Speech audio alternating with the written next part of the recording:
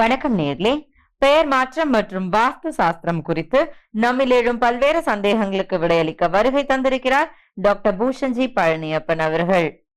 இன்றைய முதல் கடிதம் மல்லிகா சென்னையில இருந்து எழுதியிருக்காங்க. உயர் திரு ஐயா அவர்களே, மிகுந்த சிரமமும் மனவேதனையும் பட்ட எனக்கு தங்களுடைய பெயர் மாற்றம் நல்ல முன்னேற்றத்தையும் வாழ்க்கையையும் தந்துள்ளது, நன்றி அப்படின்னு நன்றி தெரிவிச்சு கடிதம் எழுதியிருக்காங்க.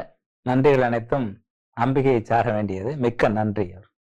அடுத்த கடிதம் நித்யா தூத்துக்குடியில இருந்து எழுதியிருக்காங்க. உயர் திரு பூஷன்ஜி ஐயா அவர்களே, எனது தோழி கல்லூரியில் படிக்கும் போது ஒருத்தரை விரும்பினாள்.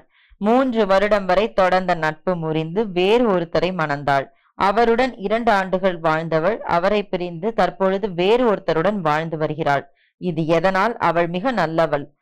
இது குணமா அல்லது விதியா அப்படின்னு கேட்டு எழுதியிருக்காங்க.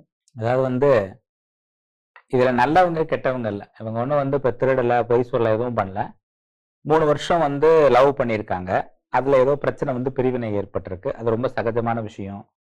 அடுத்தது திருமணம் பண்ணியிருக்காங்க. இவர்களுக்கும் கணவருக்கும் ஒத்து போகல, பிரிஞ்சிடுறாங்க. அப்புறம் விருப்பப்பட்டு இன்னொருத்தோட வாழ்ந்துட்டு இருக்காங்கன்னு சொல்லியிருக்காங்க. இந்த இடத்துல உங்களோட குணத்தை நீங்க எப்பவுமே ஒண்ணு வச்சுக்கோங்க. ஒரு கணவன் மனைவி பிரிஞ்சு வாழ்றாங்க, ஒரு மனைவி தவறு பண்றாங்கல்ல, ஒரு கணவர் தவறு பண்றாருன்னா அந்த தவறு பண்ற இடத்துல கொஞ்சம் நிறுத்தி நிதானமா ஆராய்ச்சி பண்ணணும். பண்ணாதான் அதுக்கு முடிவு கிடைக்கும். ஒரே ஒரு பொதுவா நம்ம தப்பு பண்ணிட்டு போயிட்டாங்க, விட்டுட்டு போயிட்டாங்க, இந்த அவர் தப்பு பண்ணிட்டு போயிட்டாரு அப்படின்னு சொல்லக்கூடாது. அவர் ஏன் பண்ணாரு, எதுக்காக பண்ணாரு, அவர் பண்ற விஷயத்துல ஏதாவது காரணங்கள் இருக்கான்னு பார்க்கணும். ஏன்னா பாத்தீங்கன்னா ஒரு கணவன் மனைவி பிரிகிறாங்க அப்படின்னா ஒரு அந்யோன்யமான உறவுல ஒரு பிரிவினை ஏற்படுது, 2 பேருக்குள்ள இருக்கும் இல்லைன்னா ஏதோ ஒரு விஷயம் அவங்களுக்குள்ள பிடிக்காம போயிருக்குன்னு அர்த்தம். அந்த பிடிக்காம போன விஷயத்த பிடிக்க வைக்க முடியுமா பார்க்கணும், இல்லைன்னா விட்டுறணும். அதான் அது கரெக்டான ரெமடி. நம்ம சமாதானம் சொல்லவில்லை, பலன் தான் சொல்றோம். ஆக்சுவலா இந்த இடத்துல பாத்தீங்கன்னா இந்த அம்மாவோட ஜாதகத்தை அவங்க அனுப்பல. ஆனா பொதுவா பாத்தீங்கன்னா ஒரு ஜாதகத்துல 7ஆம் இடம் கெட்டால், 7 கூடவன் பாவருடன் கூடி 3-4 பேர் கிரகங்களோட சேர்ந்து இருந்தாலோ, இல்ல லக்னத்துல குரு புதன் இந்த போல கிரகம், என்னடா குரு புதனை போய் சார்படி சொல்றான்னு நினைப்பாங்க. உண்மை அது.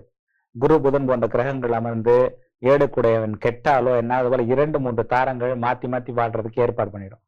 இது விதின்னு தான் சொல்லணும். ஆக்சுவலா முன்னாடியே தெரிஞ்சா அந்த சதியை மூழ்கடிச்சிருக்கலாம். முன்னாடியே தெரியாம அனுபவிக்கணும். விதி இருக்கும்போது நம்ம ஒன்றும் பண்ண முடியாது. பட் இறையருளா அவங்க எதுவாவது நீடித்து நல்ல நீண்ட ஆயுளோட நல்லா இருக்கட்டும். நம்ம இறைவனை அம்பிகை பாதார அடிபணிவோம். நம்மளுடைய நேயர்களுக்கு என்ன குறிப்பு சொல்ல போறீங்க? பியூட்டி பார்லர் வச்சிருக்கவங்களுக்கான ஒரு அருமையான குறிப்பு. பியூட்டி பார்லர் வச்ச அழகு கலை நிபுணர்கள் ஏன்னா ரொம்ப முக்கியம். ஆடை பாதி ஆள் பாதி ஆடை பாதிங்கிற மாதிரி அழகு ரொம்ப முக்கியங்கிற மாதிரி.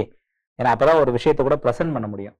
ஸோ அப்போ அவங்களுக்கு என்ன பண்ணலாம் அப்படின்னா அவங்க வீட்டுக்கு பக்கத்துல இருக்க அம்மன் கோயில்ல சம்மங்கி, அப்புறம் சாமந்தி, மல்லி, முல்லை இந்த 4 வகை பூக்களையும் மலர்ச்சரங்களா கோர்த்து அனுபவிச்சுட்டு முடிஞ்ச அளவுக்கு அன்னைக்கு என்ன செய்யணும் அப்படின்னா 3 கலர்ல துணி மெலிசா கட் பண்ணிக்கணும். மஞ்சள், சிவப்பு, பச்சை, இது 3 விளக்கு ஏத்தி இல்ல 6 விளக்கு ஏத்தி அந்த விளக்குல நல்லெண்ணெய், நெய், கொஞ்சோண்டு தேன் கலந்து விளக்கேற்றி அந்த அம்மன் கோயில் வழிபட்டாங்கன்னா இந்த அழகு கலை தொழில் மேல் மேலும் வளரும். நல்ல பேரும் புகழும் உங்களுக்கு கிடைக்கும்.